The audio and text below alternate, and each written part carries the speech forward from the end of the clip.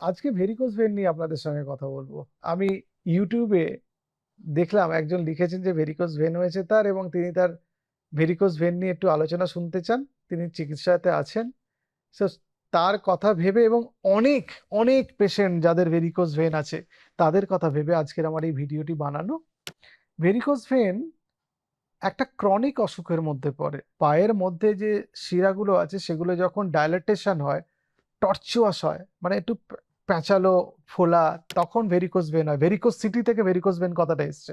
মানে কখনো ফোলা, কখনো সংকোচন, একটু ডাইলেটেড, মোটা ভেন। সেটা অনেকক্ষণ দাঁড়ানো থেকেও হতে পারে। আবার কারো শরীরে ওজন বেশি সেক্ষেত্রেও হতে পারে। প্রেগনেন্সি হলে ভেরিকোজ ভেন হতে পারে। কারো কোনো কারণে পায়ের মধ্যে কিছু ভ্যালভ থাকে সেগুলো দুর্বল হয়ে যাওয়ার জন্যও হতে পারে। কিন্তু এটা খুব আনকমন নয়, প্রচুর মানুষের ক্ষেত্রে হয়। সুতরাং যে dilated tortuous veins of lower limbs সেগুলোকে আমরা ভেরিকোজ ভেন বলি। তো প্রধান কারণ যে ভ্যালভ লিকেজ, গ্র্যাভিটির জন্য পায়ের শিরার রক্ত হার্টের দিকে যাওয়ার সময় যদি গ্র্যাভিটির জন্য সেটা না যেতে পারে, ভ্যালভগুলো যদি প্রপারলি কাজ না করতে পারে, রক্ত বেশিক্ষণ স্থায়ী হওয়ার জন্য শিরার মধ্যে ভেন্সগুলো ডায়ালেটেড হয়েছে এবং তার জন্য ভেরিকোজ ভেনের তৈরি হয়। ভেরিকোজ ভেন দেখতে পাওয়া যায় বাইরে থেকে কখনো কখনো ব্লু রঙের বা একটু পার্পলিশ ব্লু রঙের দেখতে পাওয়া যায় এবং অনেকে বলেন দেখুন ডাক্তারবাবু পায়ের শিরাগুলো কিরম ফুলে ফুলে গেছে।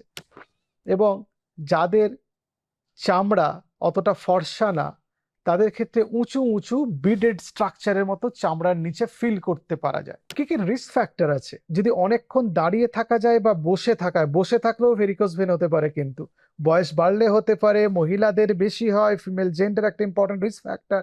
Pregnancy, obesity, family history, chronic constipation, heavy lifting, খুব ভারী জিনিস বহন করে নিয়ে যাওয়া, আর আগে কারো ডিপ ভেন থ্রম্বোসিস হয়েছিল তার ক্ষেত্রে ভেরিকোজ ভেনের সম্ভাবনা বেশি। প্যাথোফিজিওলজি, ওই যে বললাম ভ্যালভ ফেলিওর, পায়ের ভেনের মধ্যে রক্ত জমা থাকলো, অনেকক্ষণ রক্ত জমা থাকার জন্য ভেন্সগুলো ডায়ালেটেড হয়ে গেল, তারপর সেগুলো পার্মানেন্ট ডায়ালেটেশন হয়ে গেল, সেই জন্য ভেরিকোজ ভেন তৈরি হলো। আর মাধ্যাকর্ষণ শক্তি, গ্র্যাভিটি এটাকে আরো খারাপ করে, কারণ আরো রক্ত বেশিক্ষণ থাকে। গ্র্যাভিটি শুধু সলিড মেটেরিয়ালের উপর কাজ করে তা তো নয়, লিকুইডের উপরে কাজ করে, গ্যাসের উপরেও কাজ করে। গ্যাসের উপর গ্র্যাভিটি কাজ করে না, তাহলে বায়ুমণ্ডলটা কি করে আছে পৃথিবীর চারপাশে? সেরকম তরলের উপরেও কাজ করে, সেই জন্য ভেরিকোজ ভেন তৈরি করায়। এবার সিমটমস গুলো বলবো। আর্লি সিমটম মানে প্রাথমিক কি কি তার লক্ষণ বা উপসর্গ দেখা যায়। প্রথম দিকে পায়ের পা গুলো ভারী ভারী দেখতে লাগে, মানে ভারী ভারী ফিল করে পেশেন্টরা।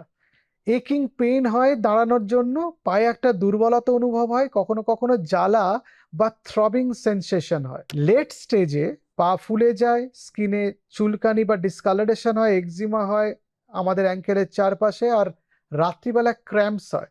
আর কমপ্লিকেশন হতে পারে ভেনাস আলসার, অ্যাঙ্কেলের কাছে ব্লিডিং ফ্রম দ্য ভেন্স হয়, মানে ভেন্স থেকে রক্ত বেরোয়, সুপারফিশিয়াল থ্রম্বোফ্লেবাইটিস বা ভেনের ইনফ্লামেশন হয়, স্কিনে পিগমেন্টেশন হয়, আর একটা অদ্ভুত স্কিনের অবস্থা তৈরি হয় যার নাম লাইপোডার্মাটোস্ক্লেরোসিস। এই ছবিতে আপনারা সেটা দেখতে পাচ্ছেন।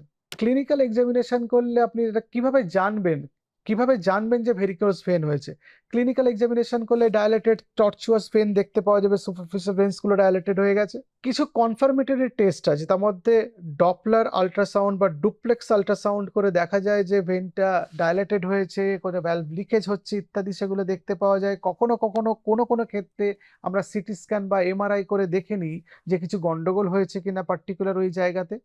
ডপলার আল্ট্রাসাউন্ড করলে তিনটে জিনিস দেখতে পাওয়া যায়, একটা হচ্ছে ভেনাস রিফ্লাক্স, একটা ভালভ ইনকম্পিটেন্স, আর একটা ডিপ ভেন পেটেন্সি, কিরকম আছে ভেতরের ভেন্স গুলো, এবং তাতে ভেরিকোজ ভেনটা কি কারণে হয়েছে সেটা সম্বন্ধে একটা ধারণা তৈরি হয়ে যায়। ট্রিটমেন্টের মধ্যে কনজারভেটিভ ট্রিটমেন্ট, যে অনেকক্ষণ দাঁড়ানো বসা এগুলো অ্যাভয়েড করা, একটু হাঁটা চলা বাড়ানো, টাইট জামা কাপড় বা পায়ে খুব টাইট লেগিংস না পরা মহিলাদের ক্ষেত্রে বেশি, ওজন নিয়ন্ত্রণ করা ইত্যাদি কনজারভেটিভ ম্যানেজমেন্টের মধ্যে পড়ে। কম্প্রেশন থেরাপি আছে, গ্র্যাজুয়েটেড কম্প্রেশন ডিভাইস পাওয়া যায়, অ্যাঙ্কেল থেকে মিড থাই অব্দি এরকম নিচ থেকে উপরের দিকে পড়তে হয়, তাদের কম্প্রেশন কানেক্টটা থাকার জন্য ভেন্সগুলো অতটা ডায়ালেটেড হয় না। কিন্তু এটা থেরাপিউটিকের সারিয়ে দেয় না, এটা কিউরেটিভ নয়, এটা জাস্ট সিমটোম্যাটিক কিছু ইমপ্রুভমেন্ট হতে পারে।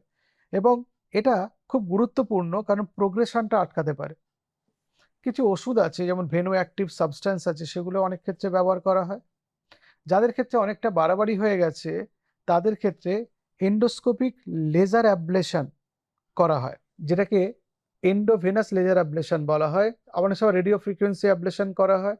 আবার কখনো কখনো ligation of the vein and stripping বলে একটা থেরাপি আছে, সেটাও করা হয়। আমি সার্জেন না, সার্জেনরা আরো ভালো বলতে পারবেন। মেডিকেল ট্রিটমেন্ট আমি দিই, এখন তার চিকিৎসা আমি করি।